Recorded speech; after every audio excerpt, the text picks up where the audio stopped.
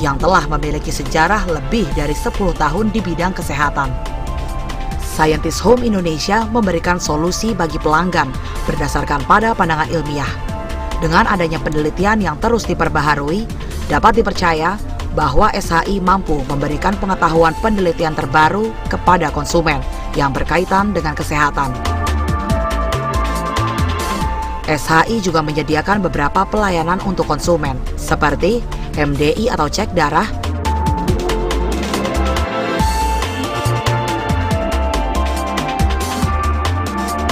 dan tes kepadatan tulang.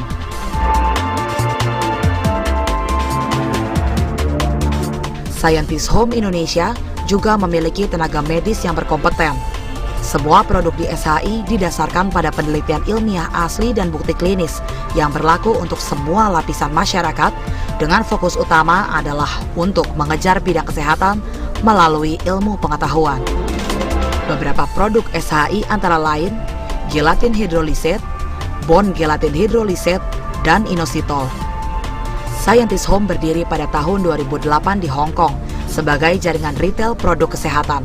Selain berpusat di Hong Kong, Scientist Home juga memiliki cabang antara lain Shenzhen dan Macau di Cina, Kuala Lumpur di Malaysia, sedangkan di Indonesia, Scientist Home hadir di alamat Gedung Maspion Plaza, Jalan Gunung Sahari Raya, Kafling 18, Lantai 2P, Jakarta Utara, dengan nomor telepon 021 6028 1236 dan di Mall Mangga 2 Square, Lantai UG, Blok A nomor 110, Jakarta Utara, dengan nomor telepon 021 947 55 327.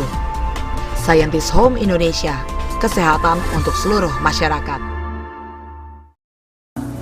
Sudah kita saksikan bersama profil dari Scientist Home Indonesia. Nah pemirsa, tetap bersama kami karena nanti kita akan membahas bagaimana tulang taji dapat merusak fungsi alat gerak dan apa sih sebenarnya masalah utamanya dan juga yang ditimbulkan setelah yang satu ini. Bahwa pengertian dari kaum awam atau pemirsa sering dikatakan saya sudah mengalami pengapuran berdasarkan penelitian atau diagnosa dokter.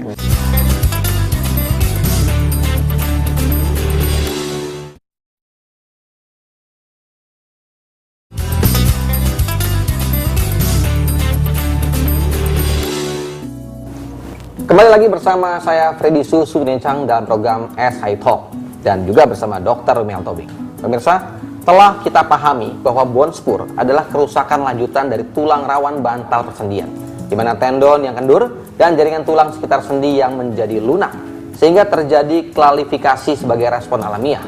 Dan bentuk yang muncul kemudian adalah tonjolan-tonjolan tulang baru yang tidak berguna, namun justru berbahaya.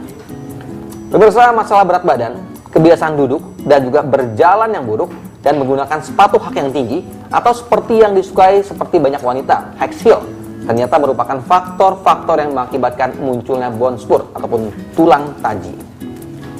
Melihat realitas seperti ini, mari kita ketahui lebih detail mengenai apa itu masalah bone spur dan hubungannya dengan artritis. Ya, dokter, kita membahas mengenai tulang taji, dokter ya. Kalau kita mengenai keadaan artritis pada sendi ataupun ini apakah pasti akan memicu tulang taji atau memang dapatnya tumbuhnya seperti tulang taji ini tumbuh tanpa disertai artritis, dok? Ya, dapat dikatakan demikian. Sebab di mana terdapat keadaan artritis sendi, maka pada bagian permukaan tulang terkait yang bersentuhan langsung dengan sistem sendi yang rusak akan muncul tonjolan tulang osteofit yang kita sebut tadi, yang ini abnormal tentunya. Kita lihat pada gambar yang berikut. Permukaan tulang-tulang yang bertemu pada sendi yang normal pun bentuknya tadinya mulus. Sebaliknya pada artritis sendi, permukaan tersebut dipenuhi tonjolan seperti kista. Ini yang kita sebut dengan osteofit atau istilah umum tulang taji atau bone spur. Perlu saya tambahkan bahwa pengertian dari kaum awam atau pemirsa sering dikatakan saya sudah mengalami pengapuran berdasarkan penelitian atau diagnosa dokter.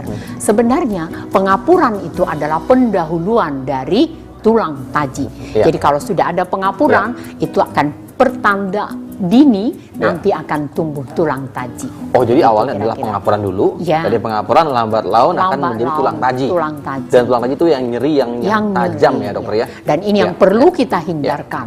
Jangan sampai ada tulang taji. Ya. Dengan demikian nanti orang yang bersangkutan tidak terlalu menderita. Ya. Ya. Kalau kita ingin tahu dok, pertumbuhan tulang taji itu biasa di bagian tubuh mana sih dok? Ya. Cukup banyak bagian Ya. tubuh. Yang intinya bagian yang merupakan persendian. Yang paling sering adalah tendon area, Achilles atau tumit kaki.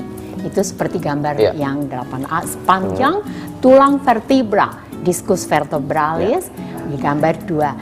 Palmaris palang itu jemari tangan ya, atau sendi lutut. Itu yang paling sering ditumbuhi oleh osteofit atau pengapuran pada permulaannya. Baik. Dokter tadi di awal sempat mengatakan bahwa sebenarnya tidak ada gejala yang khas dokter ya dalam tumbuhnya tulang taji. Ya. Tapi kalau kita misal ingin tahu dok, gejala awalnya bisa tidak dok? Gejala awal, ya tentu keluhan nyeri hebat di area sendi tertentu, disertai gangguan alat gerak di area yang sama dan perubahan warna kulit yang menjadi merah, seperti memar, memaksa penderita untuk pergi ke dokter. Tadinya dia belum tahu itu, tapi gangguan ini semuanya amat mempengaruhi daya kerja dan aktivitas rutin penderita. Maka dokter akan mengatasi nyeri dan melakukan pemeriksaan lanjutan seperti foto, X-ray, MRI, CT scan untuk memastikan. Lalu kedua gambar ini nanti menjelaskan beberapa manifestasi gejala. Ada penjelasannya begini. Baik, dokter, kalau memang tulang taji ini cukup berisiko sekali untuk kesehatan tubuh dokter, apalagi ini bisa menimbulkan nyeri dok. Dokter apakah bisa memberikan tips ataupun kiat-kiat yang baik bagi pemirsa agar kita bisa terhindar dari tumbuhnya tulang taji ini dok? Osteofit atau tumbuhnya tulang taji.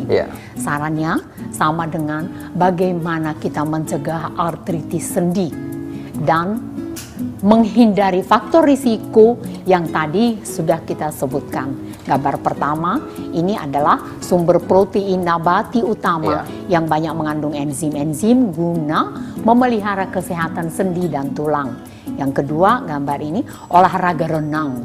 Tetap yang terbaik jika mungkin agar rutin dilakukan. Lalu yang ketiga, olahraga lari santai juga disarankan rutin. Yang keempat, faktor risiko seperti tidak menggunakan sepatu high heels. Jadi tidak perlu sepatu-sepatu yang tinggi dengan runcing di bawah. Sepatu anti banjir dokter. Iya. Membuat kaki menjadi cantik tapi sangat tidak sehat, serta mengendalikan berat badan agar jangan sampai mengalami kegemukan atau obesitas. Iya. Menarik sekali pemirsa, ternyata bone spur ataupun tulang taji ini dapat bertumbuh memanjang sehingga melewati batas garis normal dan akhirnya menyentuh, menekan rami-rami syaraf di sekitarnya, sehingga syaraf tersebut mengalami iritasi, bahkan perlukan dan juga radang. Akibatnya tentu kompresi ujung-ujung tulang taji cukup berbahaya, bukan? Tentunya sangat menakutkan sekali. Pemirsa, setelah yang satu ini saya akan kembali bertanya mengenai bagaimana penanganan yang tepat mengenai bone spur ini dan juga apa yang dapat dilakukan untuk mencegah tumbuhnya bone spur ataupun tulang taji. Pastikan tetap bersama kami di SHI Talk. Ya, osteofit perlu ditangani lebih lanjut hanya apabila sudah menunjukkan gejala yang mengganggu aktivitas hidup sehari-hari si penderita.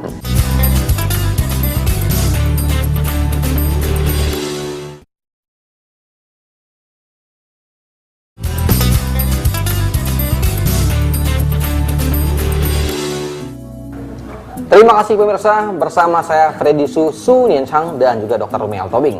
Dan tadi kita telah bagaimana menyaksikan, mendengarkan obrolan bersama Dr. Rumel Tobing. Pemirsa, bone spur ataupun yang kita sebut dengan tulang taji atau osteofit ini adalah penyakit tulang yang cukup serius. Bukan hanya menyebabkan nyeri, tapi juga bahkan menjadi gangguan fungsi gerak. Sebab tulang taji ini dapat menekan dan juga melukai jaringan syaraf di sekitarnya, sehingga tidak tertutup kemungkinan pada keadaan kronis yang berkelanjutan ini menyebabkan kecacatan Dan tentunya pada masalah ini memerlukan strategi terapi khusus dan juga jenis nutrisi tertentu yang dapat menolong keadaan penderita. Dan kita lanjutkan obrolan bersama Dr. Rumia L. Tobing. Ya, dok, kalau kita melihat dari tulang taji yang ada pada penderita, dok, ya, sebenarnya prinsip penanganan bone spur ataupun utamanya yang terkait dengan artritis sendi ini bagaimana, dok? Ya, osteofit perlu ditangani lebih lanjut hanya apabila sudah menunjukkan gejala yang mengganggu aktivitas hidup sehari-hari si penderita. Prinsip penata laksananya adalah manajemen dan pengendalian nyeri serta peradangannya, serta penanganan faktor dan predisposisinya. Tindakan ringan yang dapat membantu pasien di rumah adalah obat antiinflamasi dan anti nyeri, topikal, suntikan anti radang lokal. Itulah yang sering kita lakukan sebagai dokter selama ini. Namun nanti kita akan mendengar bagaimana jalan keluar dari SHI. Nah, kalau misalnya seorang itu sudah tulang tajinya dikatakan masuk ke masa yang kronis, dok, ini penanganannya bagaimana, dok? Kalau sudah kronis bone spurnya yang sudah mencapai kronis pada tahap lanjut di mana sudah terjadi iritasi saraf akibat kompresi tulang taji, itu penekanan osteofit dilakukan pembedahan untuk mengobati saraf yang terkena dan jika mungkin memotong ujung